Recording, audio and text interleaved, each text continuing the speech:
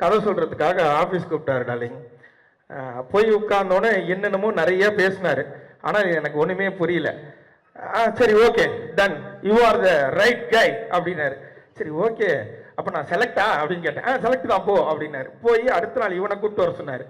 சரி நமக்கு தான் ஒன்றும் தெரில, தமிழ் மீடியம்லேருந்து வந்திருக்கோம், இவன் கொஞ்சம் நாலேஜான ஆள் தானே, அண்ணா யூனிவர்சிட்டியில் படித்தவனாச்சேன்னு இவனை கூப்பிட்டு போகிறேன். இவங்கிட்டையும் அந்த மனுஷன் அப்படி தான் பேசுகிறான். லைட் வரும், நீ இது பண்ணும், இது பண்ணும். அவனுக்கு ஒன்றும் புரியல. அதுக்கப்புறம் நாங்களே ஃபிக்ஸ் ஆகிட்டோம். சரி ஓகே, நம்ம ஒரு ஹாலிவுட் படத்தில் நடிக்க போகிறோம் அப்படின்னு மாதிரி ஃபிக்ஸ் ஆகிட்டோம். சரி ஹாலிவுட் படம் தானே நடிக்கிறதுக்கு போயிட்டோம். பார்த்தா ஹாலிவுட் கேமராமேனே அங்கே இருக்காரு. உள்ள போய் ஏய் மார்க் மார்க் மார்க்னா மார்க் எங்க போயிட்டு மார்க்ல நில்றா அப்படின்னாரு இவரு. ஓகே, அப்ப ஹாலிவுட் படத்துல தான் நம்ம நடிக்க போறோம்ன்றது முடிவாயிட்டு.